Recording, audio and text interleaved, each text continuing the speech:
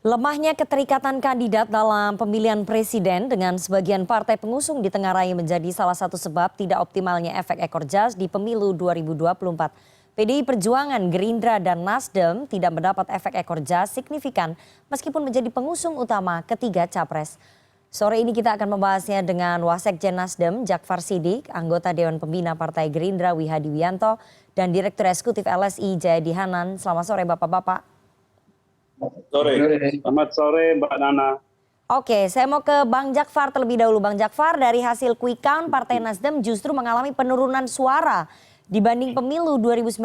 Padahal Nasdem adalah partai pengusung utama Anies Baswedan. Apakah ini disadari oleh Nasdem bahwa gagal mendapat kotel efek atau efek ekor jas dari pencalonan Anies? Pertama, tentu Mbak Nana kita bersabar dulu ya tentang quick count ini. Ada beberapa hal yang perlu kita lihat. Menurut saya sebelum quick count ini ada 3 tahapan. Yang pertama itu ada survei elektabilitas pra pemilu. Ya. Di survei elektabilitas itu Nasdem 7%, ada 6,8 dan beberapa persen. Kemudian yang kedua ada exit poll yang sesungguhnya kita tidak pernah lihat ya hasilnya. Kemudian mungkin CNN punya, nanti tolong dibuka saja. Yang ketiga baru kemudian hasil quick count ini. Kalau melihat hasil quick count tentu tidak bisa kita perbandingkan dengan 2019 begitu saja. Kenapa? Hasil 2019 itu adalah hasil final penghitungan di KPU, hasil resmi. Maka terkait perbandingan itu perlu kita lihat nanti berapa konversi hasil kursi ya. Konversi kursi dan hasil penghitungan resmi KPU. Tapi menurut saya yang menarik, memang pemilu kali ini menjadi sebuah anomali jika melihat quick count, presiden terpilih versi quick count, partainya tidak mendapatkan efek yang nanti itu besar, saya bahas. Nanti saya bahas. Saya lagi bahas capres Anda dulu dan partai Anda. Ini nanti bagian yang capres yang unggul dengan partainya itu nanti bagian saya. Sekarang bagian capres Anda dan partai Nasdem dulu, Bang Jakfar. Gini, Mbak Nana, dia memberikan efek tapi tidak menyeluruh. Ada beberapa tempat yang sebelumnya Nasdem tidak mendapatkan suara signifikan di 2019 berubah menjadi signifikan di pemilu 2024 ini. Ada beberapa wilayah, ada beberapa provinsi, dan kemudian ada beberapa dapil yang mendapatkan itu. Namun tidak menyeluruh tentu saja karena memang tidak bisa capres itu memberikan efek ekor jas di seluruh wilayah atau di seluruh dapil. Maka kayaknya dari dapil per dapil. Begitu kira-kira Mbak Nana. Oke, tapi presentasinya di dapil-dapil yang sebelumnya Nasdem tidak dapat kursi, kemudian dapat kursi dengan yang hilang seberapa banyak? Sampai hari ini masih kita hitung, masih lebih banyak yang kita dapat daripada yang hilang. Tapi maka tidak bisa kita raba-raba juga. Kita lihat, tunggu saja nanti penghitungan resmi dari KPU. Oke, Bang Baru Jakfar. menjadi apple to apple dengan hasil pemilu 2019. Oke, sekarang kursi Nasdem adalah 59 ya di DPR RI. Ya. Betul. Targetnya setahu saya, seingat saya sekitar 87 nih. 87 sampai 90 target dari Partai Nasdem di pemilu 2024. Tapi tampaknya ini nggak akan terwujud. Berarti kan jauh dari target ini.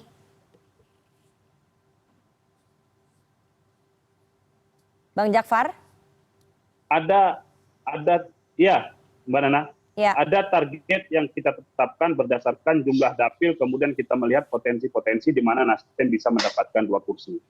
Itu kita lakukan melalui berbagai kajian, berbagai pemetaan, berbagai analisis politik. Tentu saja analisis itu berkembang, kemudian melihat akselerasi-akselerasi, manuver-manuver seluruh peserta kampanye. Kenapa? Karena kursi partai politik itu pada pemilu, terutamanya Nasdem, itu ditentukan oleh berbagai aspek. Yang pertama, kita bicara efek ekor jas yang tidak sepenuhnya kita dapat.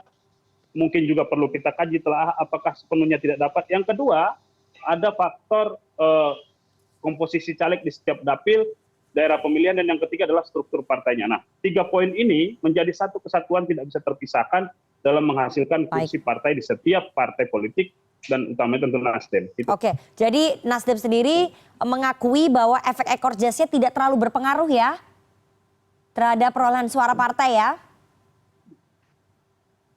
bukan tidak begitu berpengaruh. Berpengaruh di beberapa wilayah, tapi tidak di wilayah lain. Berpengaruh di beberapa Berdasarkan wilayah, hasil tapi quick count. tidak sesuai target, begitu ya, Bang Jakfar ya? Ya, Inilah sulit Mbak sekali Nana nih politisi mengejarnya mengakui seperti sesuatu. Kalau memang gagal targetnya nggak apa-apa. Saya mau ke Pak Kita- Wihadi. Oke. Gini, Eh. kita akui itu kalau hitungan resminya sudah keluar. Tidak Oke, versi quick nanti count. kita lihat berapa hasil Karena versi quick count kan adalah konversi metode suaranya untuk ya. menghitungnya. Ya. Oke. Oke, kita akan lihat nanti hasil konversi suara Partai Nasdem berapa. 59 nambahnya berapa nih? Saya mau ke Gerindra. Pak Wihadi, perolehan suara Partai Gerindra di pemilu 2024 cenderung stagnan dibanding 2019. Padahal Pak Prabowo unggul di semua survei. Dan akhirnya unggul di quick count. Apakah Gerindra merasa bahwa efek ekor jas pencalonan Pak Prabowo ini tidak berdampak besar ya pada elektoral partai dan justru malah tersebar ke partai koalisi lain? Jadi nggak bisa dimiliki seutuhnya oleh Gerindra. Itulah karena Pak Prabowo itu milik semua bangsa, milik semua anak bangsa gitu. Nah ini yang mesti harus faktor Pak Prabowo ini harus kita lihat di sini bahwa Pak Prabowo itu lintas partai bahwa memang menginginkan Pak Prabowo jadi presiden. Tapi kan Jadi, target Gerindra nggak tercapai. Target kursi Gerindra nggak tercapai. Kalau kita bicara target itu beda lagi permasalahannya. Kalau itu kan kita bicara mengenai masalah ini. Kalau kita lihat 2014, 2019 itu Pak Prabowo dapat 44, sekian persen, tapi Gerindra hanya 11%. Sama kan dengan posisi sekarang kan, kalau kita bicara sekarang posisi sekarang itu adalah dengan 56-57%, Gerindra sekitar 13 masih masih naik, kemungkinan dengan kondisi karena quick count kan, kemungkinan quick count-nya akan kita lihat apakah ada kenaikan. Nah ini kan berarti ada kenaikan. Kenaikan di sini adalah kenaikan yang dimana bahwa Partai Gerindra memang yang mengatakan Partai Gerindra itu ada survei memang dari awal mengatakan Partai Gerindra bisa 19-20%. Ini kan berdasarkan survei. Namun dalam hal ini kita melihat pada saat ini kan Pak Prabowo ini kalau dari periode ke periode pada saat pencalonan itu kan kita sudah bisa melihat bahwa Pak Prabowo ini banyak yang partai lain justru mendukung Pak Prabowo jadi presiden. Nah, ini tidak bisa kita pakai sebagai acuan bahwa seperti ini bisa lakukan bahwa efek ekor jasnya ini langsung ke Gerindra semua. Karena di sini kita lihat koalisi yang sekarang ini ada Golkar, ada Demokrat, ya, ada PAN dan partai-partai yang lainnya yang kemudian non parlemen. Kalau kita melihat sekarang ini Demokrat 2014-2019 tidak full. Sekarang full power mereka mendorong Pak Prabowo. Golkar juga demikian, berbeda. Artinya di sini memang semua partai itu melakukan mesin partainya bergerak semua dan banyak orang yang melihat Pak Prabowo ini ada ketokohan Pak Prabowo untuk menjadi presiden. Nah ini faktor Pak Prabowo juga berperan, tidak hanya Gerindranya saja. Kalau dari kami caleg-caleg Gerindra ini insya Allah kita bertambah. Bertambah jumlahnya. Bertambah pasti, ya kan? Tapi jumlahnya kan nggak sesuai Bertambah target. pasti. Tuh, targetnya kan kita yang target itu kan dari itu kan dari apa namanya dari Internal survei DPP, yang mengatakan internal 2014. DPP kan ada targetnya, Pak Wihadi. Ada target Targetnya 100 kursi ya, kan? Pasti ada. Ya, pasti ada. Tapi kan kalau kita melihat di sini target yang diberikan oleh DPP ini memang kalau kita melihat pertarungan pilpres dengan pertarungan caleg ini berbeda. Semua caleg Gerindra itu adalah mereka bagaimana memenangkan Pak Prabowo. Memenangkan Pak Prabowo. Oke. Ya. Tapi kan artinya disitulah. semua caleg Gerindra semua turun langsung mengkampanyekan Pak Prabowo, tapi mereka nggak dapat tuh kotel efeknya. Ya, permasalahannya tidak seperti itu. Karena caleg Gerindra pada saat mengkampanyekan Pak Prabowo itu kan sudah lintas teritori. Kemungkinan itu adalah teritori yang mereka itu adalah basisnya Pak Prabowo menang di lebih dari 20 provinsi loh, hampir di semua provinsi loh Pak Wihadi. Iya. Tapi kenapa itu nggak berbanding lurus dengan pileknya? Hampir semua provinsi kita juga ada anggota DPR kita dan di situ juga ada gitu kan penambahan kita realistis dalam hal ini gitu kan memang ada di situ. Nah, kalau kita melihat Jawa Tengah 2019 kita hilang 2 kursi. Nah, ini akan kembali lagi 2 kursi. Nah, di sini kan beberapa ini yang memang kita lihat penurunan itu terjadi di Aceh. Kan begitu. Kalau kita bisa seperti Aceh dan Sumatera Barat. Nah, tapi kalau kita bicara mengenai masalah itu musyawarah, tapi kursinya kita tetap. Ya, konversi kursinya nanti kita lihat pada saat nanti konversi kursi. Ini kan belum selesai semua, ya kan? Tapi artinya bahwa ini anomali atau tidak, permasalahan ini sudah terjadi. Anomali sama 2014, nih dengan ya, paslon 2014 sebelah. Ada, ya 2019 juga ada seperti itu, gitu kan? Kalau bicara itu anomali. Tetapi kalau secara realistis ya sudah terjadi 2019 juga. Gitu. Oke, baik, saya mau ke Mas Jayadi. Mas Jayadi, meskipun mungkin para politisi ini sulit ya mengakui bahwa memang kotel efek capres-capresnya kurang bisa mengangkat, tapi saya ingin Anda menjawab gitu secara ilmiah, secara statistik, apakah memang efek ekor jas di pemilu 2024 tidak begitu berpengaruh terhadap partai-partai pengusung utama? Begini Nana, ada dua hal yang suka dilupakan dalam bahas efek ekor jas itu.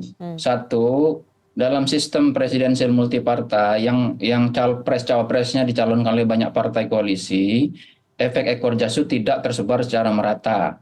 Ada faktor-faktor lainnya. Tidak harus dia ke partai utamanya. Tidak, apalagi satu partai, tidak. Dan itu terjadi sejak 2014-2019. Yang kedua, efek ekor jas itu bisa positif, bisa negatif. Nah itu yang misalnya ya yang terjadi di Nasdem.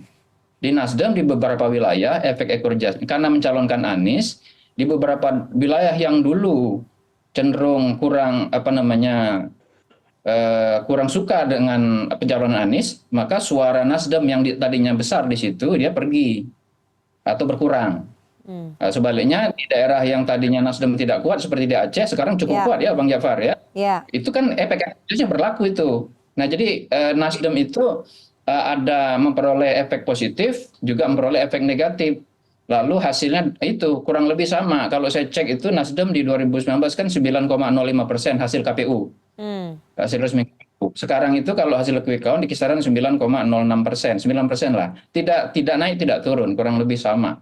Jadi dianalisis satu persatu di setiap dapil, maka efek ekor jas itu bisa terlihat baik yang positif maupun yang negatif. Itu hal yang bisa kita lihat. Yang kedua, efek ekor jas itu bisa bekerja dengan memperhatikan tiga hal. Satu, basis ketokohan dari capres-cawapresnya. Yang kedua, kekuatan mesin partai. Dan yang ketiga, aktivitas caleg di dapil masing-masing untuk partai tersebut, gitu. Jadi tiga hal itu yang bisa menentukan apakah efek ekor jas akan positif atau negatif atau maksimal atau tidak gitu. Nah, misalnya untuk Gerindra ya, di Gerindra ini kemenangan Pak Prabowo itu selain ketokohan Pak Prabowo seperti disebutkan oleh Pak Wihadi, kita tidak bisa membantah fakta bahwa sebetulnya ada dua tokoh yang cukup dominan bermain di situ, tokoh Pak Prabowo dan tokoh Pak Jokowi. Nah, asosiasi Pak Jokowi itu baru dengan Pak Prabowo kan, tapi Pak Jokowi tidak ke Gerindra.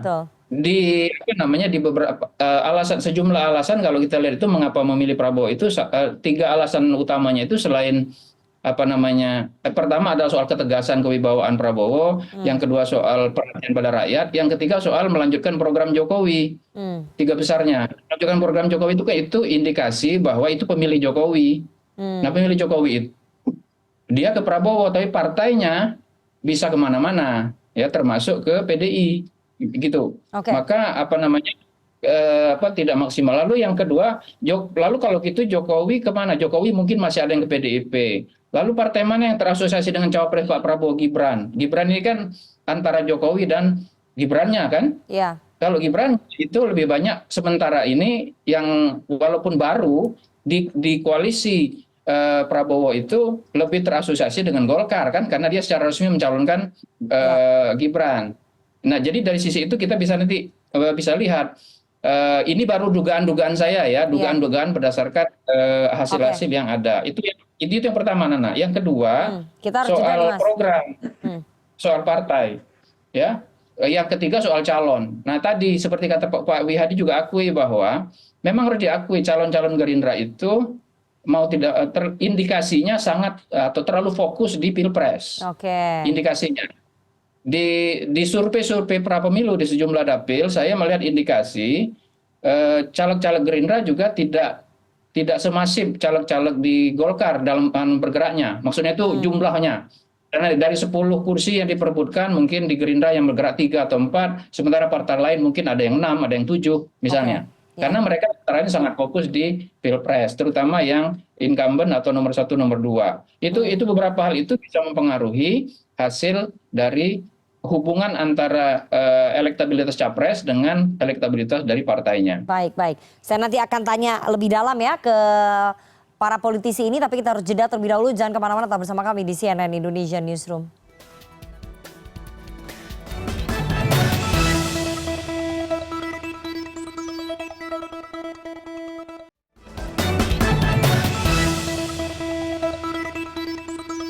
Terima kasih Anda masih bersama kami di CNN Indonesia Newsroom dan kita akan lanjutkan perbincangan kita pada sore hari ini. Perolehan suara parpol dan capres tak sejalan. Kemana efek ekor jas bersama dengan Wasekjen Nasdem Jakfar Siddiq, anggota Dewan Pembina Partai Gerindra Wiyadi Wianto dan Direktur Eksekutif LSI Jayadi Hanan. Saya mau ke Bang Jakfar lagi. Bang Jakfar, tapi diakui nggak sama Nasdem bahwa efek ekor jasnya ini lebih didapatkan oleh PKS dan PKB ketimbang partai Anda, ketimbang Nasdem yang dapat? Begini, Mbak Nana, dari kajian kita, dari telah kita di internal, hampir tidak ada dapil yang sebelumnya kita punya kursi itu lepas. Hampir tidak ada, saya hitung paling 2 atau 3. Tapi kita mengalami penambahan, dapil per dapil ya, kita mengalami penambahan kursi mungkin bisa di beberapa dapil dan lain-lain. Masih kita hitung terus, kenapa? Karena pada proses hari ini, kita akan menyesuaikan nanti dengan hitungan KPU. Kita ingat hari ini, mulai kemarin, hari ini baru perhitungan tingkat kecamatan. Nanti akan dikonversi menjadi kursi di setiap dapilnya. Maka persentase 9% di quick count itu bisa akan menghasilkan kursi berapa gitu. Apakah mendekati target ataukah mencapai target dan lain-lain. Nah, maka berbeda kemudian dengan melihatnya dengan PKB. PKB di 2019 umpamanya secara jumlah suara lebih tinggi dari Nasdem, tapi kursi lebih tinggi Nasdem gitu. Dan kemudian tentu saja efek ekor jasnya dialami oleh PKB karena ketua umumnya langsung yang maju. PKS saya belum lihat, tapi menurut saya hasil yang mereka dapatkan melihat hasil quick count dengan 2019 jika itu kita layak perbandingkan tidak jauh berbeda, sama-sama 7% juga. Tidak jauh berbeda, masih dalam rentang yang sama gitu. Artinya apa? Artinya 2024 ini ada satu yang nanti mungkin menjadi tugas teman-teman peneliti seperti Mas Jayadi Hanan, kenapa apa penyebab umpamanya yang tesis sebelumnya selalu kita dengarkan partai yang punya capres akan mengalami lonjakan suara dan lain-lain. Nah, itu yang menjadi poin penting mungkin untuk para teman-teman peneliti, researcher dan lain-lain mengkaji format, kultur, dan bentuk politik Indonesia yang terbaru nantinya. Bahkan mungkin perlu diperbandingkan dengan hasil exit poll yang dimiliki oleh lembaga-lembaga survei. Apakah hasil exit poll yang sesungguhnya di TPS yang sama dengan quick count itu berbeda jauh atau tidak. Nah, itu bisa kita perbandingkan sehingga kemudian bisa kita ambil sedikit kesimpulan bahwa pemilu kali ini seperti apa, apakah tidak dapat ekor jas dan lain-lain. Tapi sekali lagi terlalu prematur kita bilang efek ekor jasnya menghilang, sementara penghitungan kursinya belum dilakukan. Baru penghitungan quick count. Itu kira-kira Mbak Nana. Baik, baik. Nanti saya mau tanya nih ke Mas Jayadi soal tesis yang sebelumnya mengatakan bahwa partai yang punya capres itu otomatis akan mendapatkan efek ekor jas, itu betul sekali. Saya mau ke Pak Wihadi dulu. Pak Wihadi, tadi sudah dikatakan ya oleh Mas Jayadi bahwa caleg-caleg Anda lebih fokus sebetulnya untuk kampanye pilpres ketimbang kampanye pileg. Sehingga ya itu tadi perolehan suaranya jauh di bawah target. Ini menjadi evaluasi nggak nanti oleh Gerindra? Bagi kami adalah tujuan utama adalah menjadikan Pak Prabowo presiden. Itu sudah menjadi tujuan kita semua sebagai kader. Itu adalah memang menjadikan Pak Prabowo dari presiden dari 2014, 2019 sampai dengan 2024 ini. Jadi bagi kami evaluasi yang terjadi adalah bagaimana kemenangan Pak Prabowo ini tercipta dan terlaksana di 2024. Ya kan? Jadi ini adalah merupakan kerja keras daripada seluruh kader dan kita hargai seluruh kader ini. Dan kita melihat di sini bahwa seluruh kader memang mungkin tidak ada penambahan caleg yang signifikan, tetapi caleg-caleg yang ada ini masih utuh, masih ada semuanya. Artinya memang kita bergerak, kita menjadikan Pak Prabowo presiden dan tujuan utama daripada Partai Gerindra untuk saat ini. Oke, meskipun memang tujuan utamanya dalam menjadikan Pak Prabowo presiden begitu ya, tapi kan ada target yaitu tadi harus nambah kursinya supaya apa? Supaya pemerintahnya Pak Prabowo nanti kuat begitu ditopang oleh partai pengusungnya yaitu Partai Gerindra. Ini nggak menjadi evaluasi ya Pak Wihadi? Ya, itu tujuan kedua memang kita menopang itu. Jadi beberapa dapil juga kita akan tambah kursi juga. Jawa Timur kita ada Jatim 1 itu kita menambah kursi juga. Jawa Tengah yang dulu juga ada hilang juga ada nambah. Beberapa tempat mungkin di Kepulauan Riau juga akan bertambah juga ada kita yang tidak ada kursi kita akan tambah.